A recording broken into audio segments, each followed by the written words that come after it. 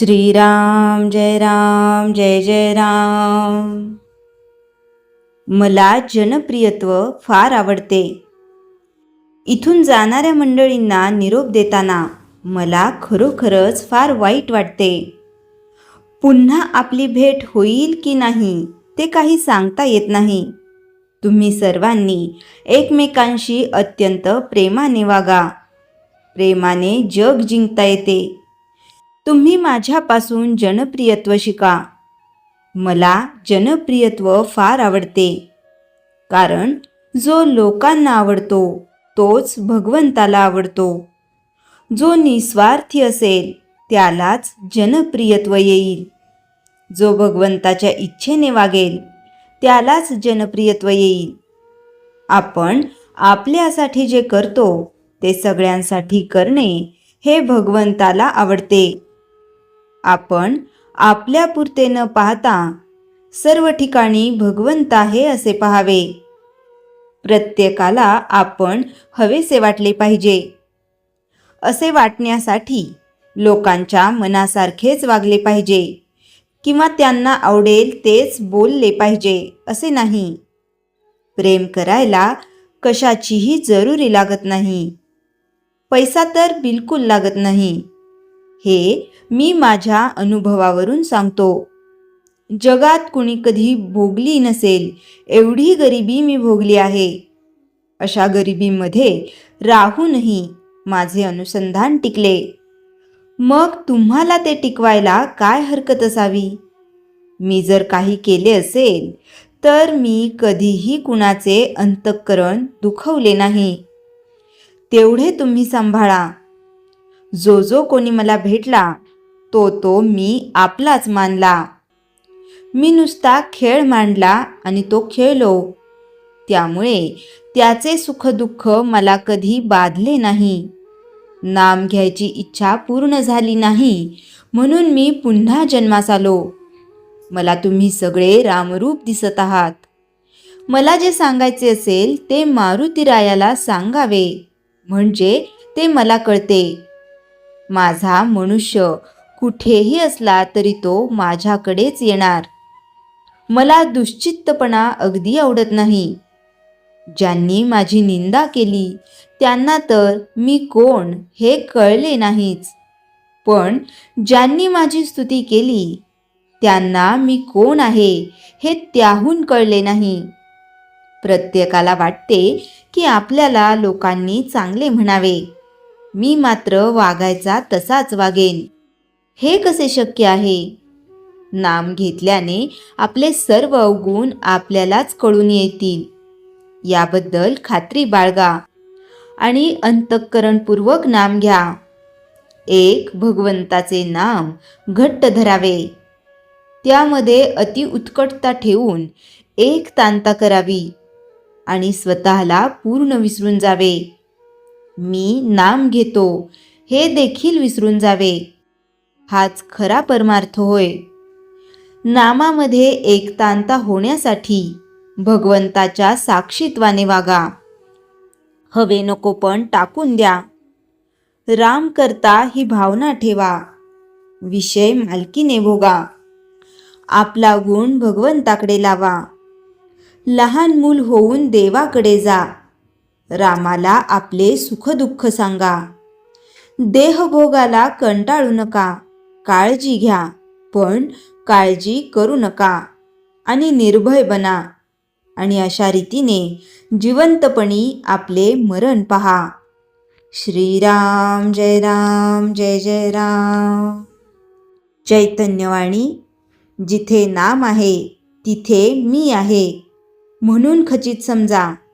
श्रीराम जय राम जय जय राम. श्रीराम समर्थ. दासबोध समास 5 दशक 3. या दशकात साधकाच्या अंतमनातील एक मोठा स्पष्ट दोष उघड करतात. स्वतःला ज्ञानी समजण्याचा अहंकार. ते सांगतात ज्ञान मिळाले की नम्रता वाढली पाहिजे, पण बहुतेक वेळा उलट होते. अहंकार वाढतो. एक अर्धवट ज्ञानाचा धोका. समर्थ सांगतात पूर्ण अज्ञान धोकादायक असतेच, पण अर्धवट ज्ञान अधिक धोकादायक असते. कारण अज्ञानात माणूस शिकायला तयार असतो, पण अर्धवट ज्ञानात तो स्वतःला पूर्ण समजतो. उदाहरण, एखादा नवशिक्या वैद्य 2 औषधे शिकतो आणि स्वतःला तज्ज्ञ समजतो. तो चुकीचे उपचार करतो. तज्ज्ञ वैद्य मात्र सतत शिकत राहतो. समर्थ सांगतात, जो शिकणे थांबवतो तो वाढणे थांबवतो. 2. ज्ञानाचा उपयोग काय? समर्थ विचारतात, ज्ञानाने स्वभाव बदलला नाही तर ते कशासाठी? राग कमी झाला का? अहंकार मावळला का?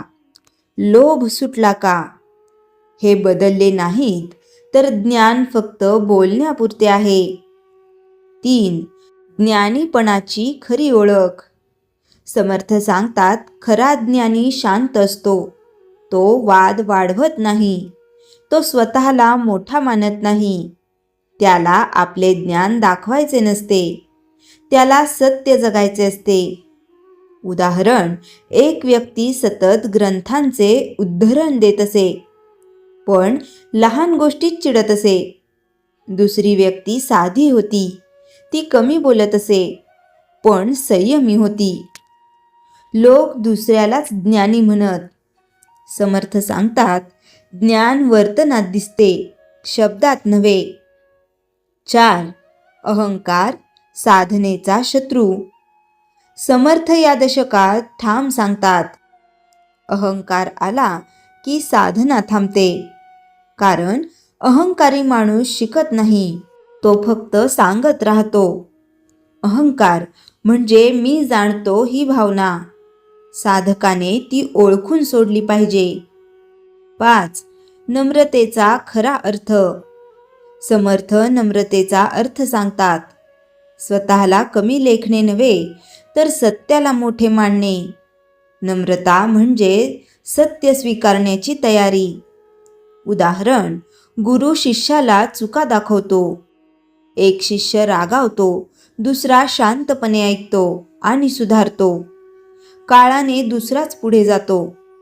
समर्थ सांगतात, नम्रता प्रगतीचे द्वार उघडते. 6. या दशकाचा सार. या समासातील मुख्य सूत्रे. 1. अर्धवट ज्ञान अहंकार वाढवते. 2. ज्ञान स्वभाव बदलते तरच खरे. 3. शांतता ही ज्ञानाची ओळख. 4. अहंकार साधना मोडतो. 5. नम्रता प्रगतीची किल्ली आहे. समाप्ती चिंतन. समर्थ जणू आपल्याला सांगतात, ज्ञान मिळाले की वाकायला शिका. उंच झाडे वाऱ्यात मोडतात, नम्र झाडे टिकतात. स्वतःला ज्ञानी समजू नका. शिकत रहा, जगत रहा, सुधरत रहा. ज्ञान नम्रतेत उतरले तर ते तेज बनते. अहंकारात गेले तर ओझे बनते. श्रीराम समर्थ. दासबोध. समास 5, दशक 4. या दशकात समर्थ साधकाच्या जीवनातील एक महत्त्वाचा विषय उलगडतात. संगतीचे महत्त्व आणि त्याचा मनावर होणारा परिणाम ते स्पष्ट करतात. मन स्वतःहून घडत नाही, ते ज्या संगतीत राहते तशाच स्वरूपाचे होते. 1. संगती मनाला दिशा देते. समर्थ सांगतात, माणूस एकटा राहत नाही. तो विचार, लोक, वातावरण यांच्यात राहतो. जशी हवा श्वासात जाते तशी संगती मनात जाते. चांगली संगती विवेक वाढवते, वाईट संगती मन ढवळते. उदाहरण, 2 तरुण एका गावातून शहरात गेले. एक अभ्यासू मित्रात राहिला, दुसरा उधळपट्टी करणाऱ्यात. काही वर्षांनी पहिला स्थिर झाला, दुसरा भरकटला. समर्थ सांगतात, मनाला जिथे ठेवतो तिथे ते वाढते. 2. संगतीचा परिणाम हळूहळू होतो. समर्थ सांगतात वाईट संगती लगेच नुकसान करत नाही, ती हळूहळू स्वभाव बदलते. सुरुवातीला केवळ ऐकणे, नंतर मान्य करणे आणि शेवटी तसेच वागणे. उदाहरण, एखादा मनुष्य सुरुवातीला फक्त इतरांची निंदा ऐकतो, नंतर स्वतःही बोलू लागतो. थोड्या दिवसांनी ते त्याचे स्वभाव धर्म बनते. समर्थ सांगतात, मन ज्या गोष्टीत ऐकते त्या ते स्वीकारते. 3. सत्संगाचा खरा अर्थ. सत्संग म्हणजे साधूंच्या जवळ बसणे नव्हे. सत्संग म्हणजे सत्याशी संग. विचार, वाचन, चिंतन हेही सत्संग आहेत. सत्संग मन उंचावतो. तो आत्मविश्वास, विवेक आणि शांती देतो. 4. वाईट संगतीची ओळख. समर्थ साधकाला सावध करतात. जिथे निंदा वाढते, लोभ वाढतो, राग भडकतो, विवेक कमी होतो, ती संगती टाळावी. कारण संगती मनावर नकळत छाप सोडते. उदाहरण, एखादा माणूस सतत तक्रार करणाऱ्यात राहिला तर त्यालाही जग वाईट वाटू लागते. एखादा सकारात्मक लोकात राहिला तर त्याला संधी दिसू लागतात. 5. संगती निवडणे ही साधना आहे. समर्थ सांगतात, संगती निवडणे म्हणजे स्वतःचे भविष्य निवडणे. साधकाने लोकांपेक्षा विचार निवडावे. आवडीनुसार नव्हे, विवेकानुसार संगती ठेवावी. हीच अंतर्मनाची शुद्धी आहे. 6. या दशकाचा सार. या समासातील मुख्य सूत्रे. 1. संगती मन घडवते. 2. परिणाम हळूहळू दिसतो. 3. सत्संग म्हणजे सत्याशी जोडणे. 4. वाईट संगती विवेक ढासळवते. संगती निवडणे हीच साधना आहे. समाप्ती चिंतन. समर्थ जणू आपल्याला सांगतात, मन शुद्ध हवे असेल तर संगती शुद्ध ठेवा. विचार उंच हवे असतील तर वातावरण उंच ठेवा. साधना एकट्याने होत नाही, ती योग्य संगतीत फुलते. ज्या संगतीने मन शांत होते, विवेक जागतो आणि जीवन सुयोग्य होते, तीच संगती साधकाची खरी संपत्ती आहे. श्रीराम समर्थ. श्रीराम जय राम जय जय राम. जयाच्या जनी जन्मनामार्थ झाला, जयाने सदा वासनामात केला. जयाच्या मुखी सर्वदा नाम कीर्ती, नमस्कार दया ब्रह्मचैतन्य मूर्ती. श्रीराम जय राम जय जय राम. जानकी जीवन स्मरण जय जय राम.